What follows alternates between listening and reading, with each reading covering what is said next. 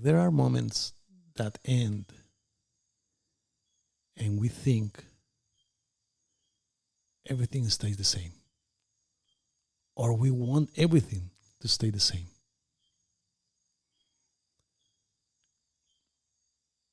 But it doesn't. Something changes. Even if you can't see it, sometimes it's a trip, a conversation, a goodbye, or simply a moment.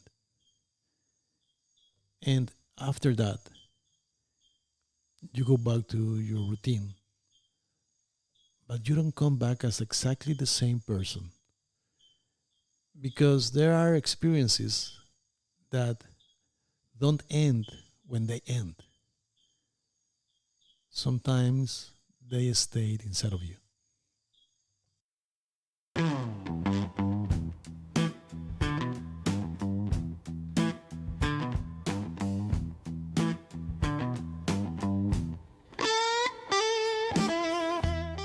Welcome to Sin Manual, No Playbook, a space where there are no perfect formulas and no step by step paths. Here, we talk about life as it is, with doubts, with mistakes, with moments of clarity, and others where we are in the middle just trying to understand what's next.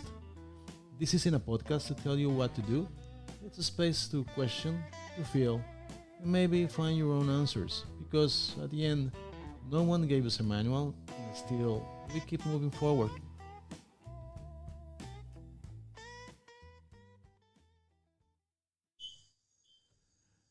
All right, there's something that has happened to me several times in life, and it's that strange feeling of coming back. Like coming back after a trip or after an intense experience, after living through something that moved you deeply, and everything around you still feels normal. Like people keep working, cars keep passing by, social media keeps moving, like life keeps going. But you feel like something changed, and sometimes you can't even explain it. I think the same thing happens with loss. When someone leaves, when when a stage of life ends, when a relationship changes, because we don't only lose people. Sometimes we lose versions of ourselves, and that certainly hurts too. There's something very strange about absence, because at first you think that the hardest part is the moment itself, like the news, the goodbye, the last day. But later you realize that many times the hardest part comes afterward, when you want to tell someone something and suddenly remember they are no longer there, when you hear a song or walk past a place, and something moves inside you, and no matter how much time passes, some people continue living in small details. And I don't think anyone really teaches us how to deal with that. Most of the time, the society, the world expects us to move on quickly, to go back to normal, to be okay. And actually, sometimes we we put some pressure on ourselves that way too. But grief, especially grief, doesn't follow a schedule. And I am not only talking about losing people, I'm also talking about losing moments, places, versions of life, losing dreams. Because there are things that, even if they don't physically die, still come to an end. And I'm pretty sure, I think all of us at least once have had something we're still trying to process internally. Something that apparently already passed, but it still feels present somehow. So maybe it's a good time to ask ourselves something. Is there something you are still trying to process, even though on the outside it seems like it already passed? Are you still processing something like that? And maybe, yeah, from the outside looks everything is okay. That's long gone. But are you still trying to process something? And here I come again with music. I have a lot of music references, I guess. Some songs literally become time machines. You hear a few seconds and suddenly feel things again, like places, people, entire stages of life. Recently, I heard um, "Wish You Were Here" by Pink Floyd, and I read a little bit about the song and about how it was created. The song is powerful, and the story itself is powerful as well, because deep down the song is about absence or disconnection, feeling like someone is there but not really anymore. And yes, many people connect the song to Sid Barrett, one of Pink Floyd's founders, someone brilliant, by the way, who slowly became mentally lost. And that actually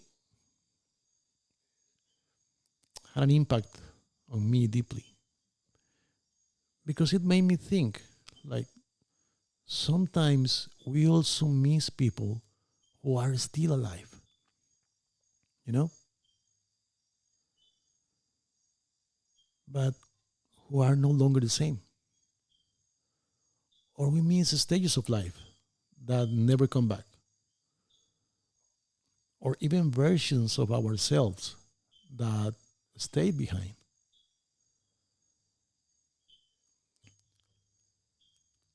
And I think that song connects with people so deeply because all of us have felt that.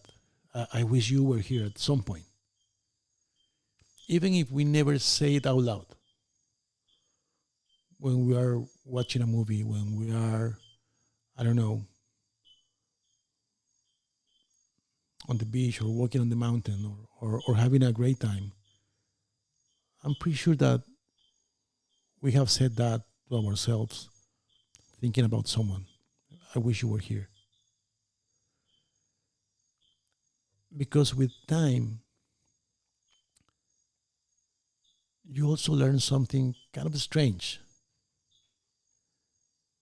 Not everything we miss is something that we want back, or not everything we miss is something that we need now. Sometimes we simply honor it. And I really think there's peace in that. And there's another topic that I also wanted to touch on today, especially for those who have gone through spiritual retreats or deep processes or personal experiences that are sometimes difficult to explain with words. And I know that because it has happened to me. Because when you go through experiences like that, especially very deep internal experiences, there's something people don't talk about enough. And that's what happens afterward, after the retreat, after the ceremony, after the intense moment. Because sometimes you feel like something inside you changed deeply, as if certain layers or ways of thinking or ways of seeing yourself or your perspective of life no longer fit the same way. And that can be beautiful, but also confusing. Because for a moment, you feel empty, not necessarily in a bad way, but almost as if someone rearranged furniture inside of you, furniture that had been there for years. And little by little, that space starts feeling again, but not with exactly the same things. It starts feeling with new perspectives, more sensitivity, different questions, a different way of seeing life. I'm pretty sure you have heard that like make some room in your life so new things can come. And I think many times the real experience isn't necessarily the intense moment itself. It's what happens afterward.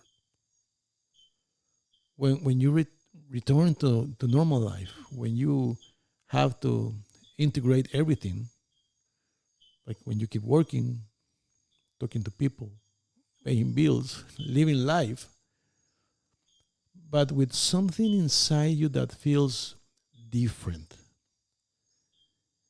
And that's when I started realizing something, that even after profound changes, I mean, life doesn't end. Many times, actually, it's the beginning of a new version of yourself. And even though internal processes can sometimes feel intense or uncomfortable, I think they can also open space for something positive, like more awareness, more empathy, or more sensitivity toward life.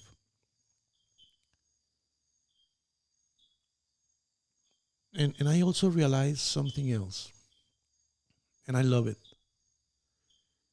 And I want to emphasize on this. Healing doesn't mean becoming perfect or living in absolute peace all the time.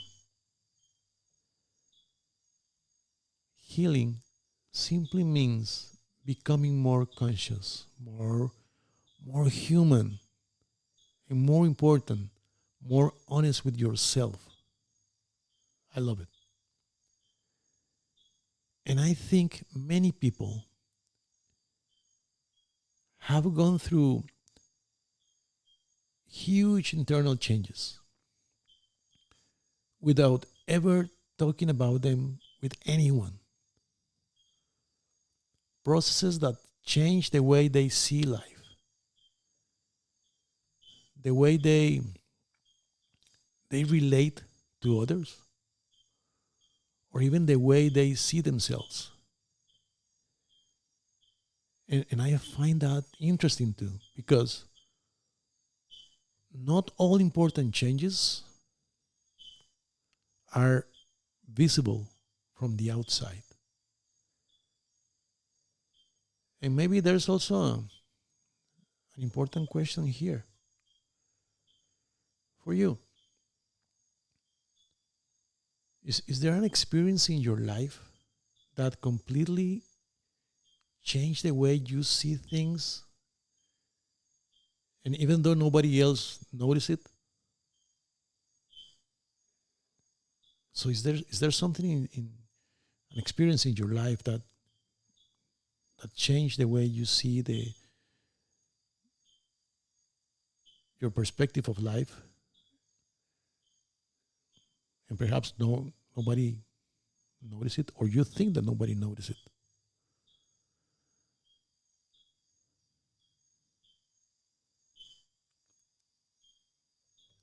And I think all of this also helped me understand something important about supporting others. When someone is going through grief or loss, many times we want to fix it.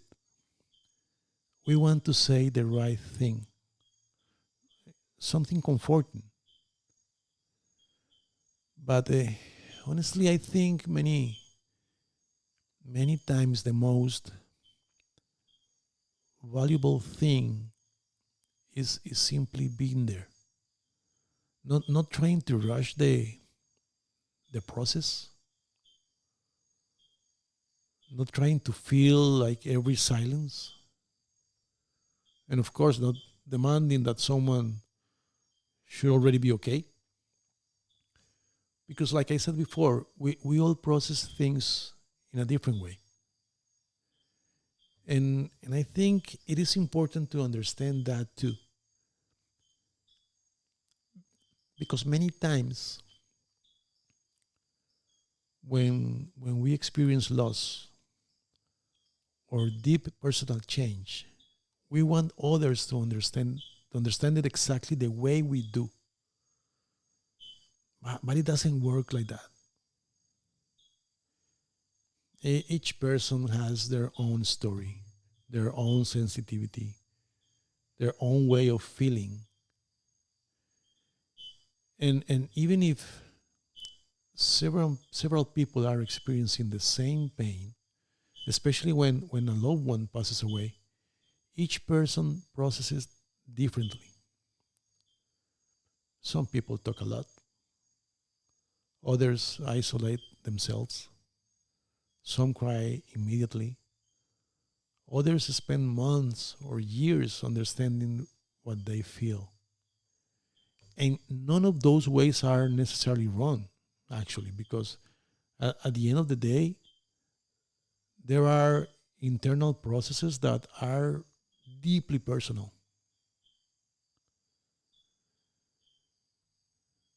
And I think respecting life there is in allowing someone to live their process without judging it.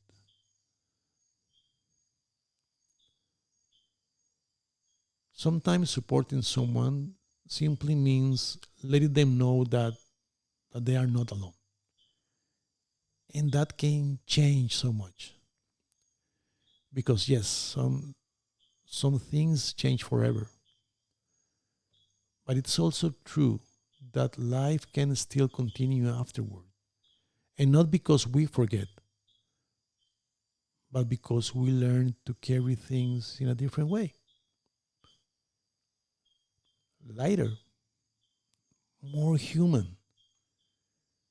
And maybe that's one of the hardest and the most beautiful parts of life at the same time. Learning to let go of certain things without feeling like we are betraying what they meant to us.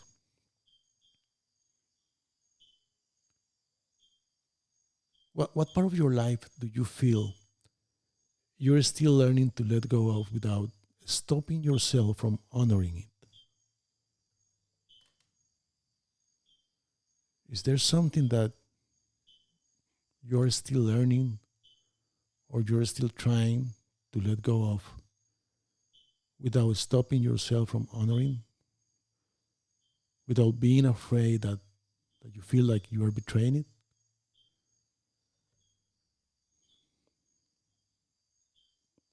maybe maybe some experiences never completely end. Maybe some people continue here with us in a different ways. And maybe healing doesn't mean leave everything behind, but learning to live with it without stopping yourself from living. Because after the journey, even if you don't come back the same, you can still find a new way to walk forward. And I think in the end, that's also part of growing. Accepting that we keep changing, that some things stay, that others leave, and that even after loss, life can still surprise us. Maybe not in the same way as before, but maybe in a more conscious way, more human, more real. So, if you made it this far, thank you so much. Thank you for giving me your time. And thank you also for giving time to yourself. I'll see you in the next episode. And remember, everything is going to be okay.